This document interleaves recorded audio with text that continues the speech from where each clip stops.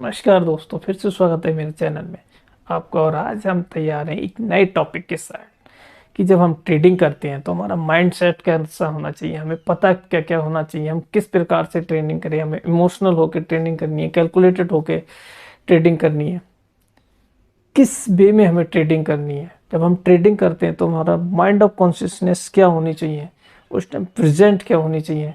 जब हम डेस्कटॉप या मोबाइल में जब ऐप ओपन किए होते हैं, उस टाइम जब ट्रेडिंग कर रहे होते हैं तो हमारा माइंडसेट क्या है, कैसे वर्क करता है, किस प्रकार वर्क करता है, तो वो पता होना चाहिए हमारे अंदर क्या चल रहा है। हम किसी दूसरी चीज़ में तो नहीं व्यस्त हैं, हम उसी चीज़ में वर्क कर रहे हैं, या ऐसा तो नहीं कि हम किसी और चीज़ में भी इन्वॉल्व हैं जिस टाइम हम ट्रेडिंग कर रहे हैं। तो ये क्यों ज़रूरी है, ये हम जानने की कोशिश करेंगे कि हमारा प्रेजेंस ऑफ माइंड उस टाइम पे क्या होना चाहिए, हमें किस चीज़ पे फोकस करना है और किस चीज़ पे नहीं करना है। ये क्यों ज़रूरी है? क्योंकि हमारा जो माइंड है वो डिफरेंट डिफरेंट तरीके से वर्क करता है। अगर रिसर्च की बात की जाए, न्यूरो सर्जन जो न्यूरो में रिसर्च है उसकी बात की जाए, तो माइंड को बताया जाता है कि माइंड दो प्रकार से वर्क करता है, एक रिफ्लेक्सिव मोड में और दूसरा रिफ्लेक्टिव। अब ये रिफ्लेक्सिव और रिफ्लेक्टिव क्या है? ये रिफ्लेक्टिव की बात की जाए तो रिफ्लेक्टिव माइंड जो होता है वो वर्क करता है एक प्रकार से कि आपको बताएगा कैलकुलेट करके, उसका एनालिसिस करके। जब आप किसी चीज़ के बारे में सोचते हैं तो उस बारे में वो कैलकुलेटेड होके बताएगा, एक एनालिसिस करके बताएगा कि ये चीज़ ऐसे करोगे तो आपको प्रॉफिट हो सकता है, ऐसे करोगे तो आपको लॉस हो सकता है। दूसरा वहीं आप रिफ्लेक्सिव मोड में जब सोचते हैं तो वो सिर्फ आपको वो चीज़ दिखाएगा जो आपके साथ होता है। जैसे आपको लगता है कि प्रॉफिट हो गया मेरे को एक बार, तो वो आपको दिखाएगा नहीं नहीं आप प्रॉफिट हो सकता है, वो नहीं दिखाएगा कि आपको लॉस हो जाएगा। आपको लॉस हुआ था लेकिन उस दिन थोड़ा सा ही प्रॉफिट में आए, तो वो सिर्फ और सिर्फ इजी वे में चलता है, दिल से वर्क करता है, नहीं नहीं हो जाएगा प्रॉफिट, ऐसा सही होगा। तो उस सोच से लोग ज़्यादा वर्क करते हैं और उसी सोच में अपना मार्केट जीरो करते हैं, इन्वेस्ट जीरो कर देते हैं। तो इसी में एक टॉपिक पे हमारा थोड़ा सा एक है, हमने एक लेख पढ़ा था, why winning is addictive. Why winning is addictive, इसका मतलब क्या है? चलो हम समझते हैं, एक एग्जाम्पल से समझते हैं। आप ड्रीम इलेवन पे टीम बनाते होगे, आप नहीं किसी और ने बनाई होगी, उससे पूछना। जब वो ड्रीम इलेवन पे टीम बनाता है, उसे पता है कि करोड़ों लोग लगा रहे हैं, उसमें पहले नंबर पे आना नामुमकिन है, लेकिन फिर भी हम लोग टीम बनाते हैं। जब हम वो टीम बनाते हैं तो क्या होता है, कभी कभी पैसे वापस आ जाते हैं।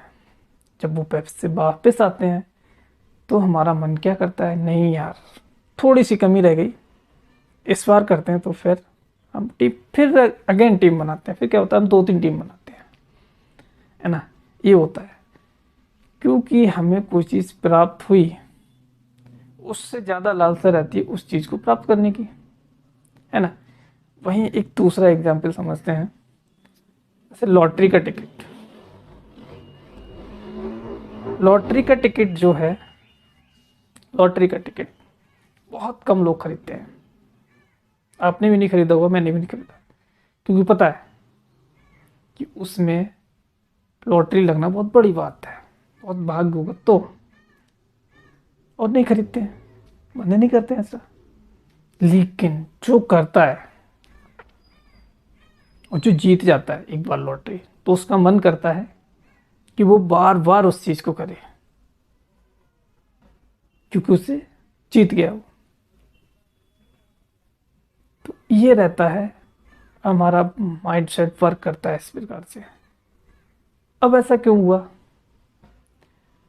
तो जो मैंने आपको बताया था कि न्यूरोसर्जन में एक रिसर्च सामने आई कि रिफ्लेक्सिव माइंडसेट और रिफ्लेक्टिव माइंडसेट, तो ये होता है सिर्फ रिफ्लेक्सिव माइंडसेट की वजह से।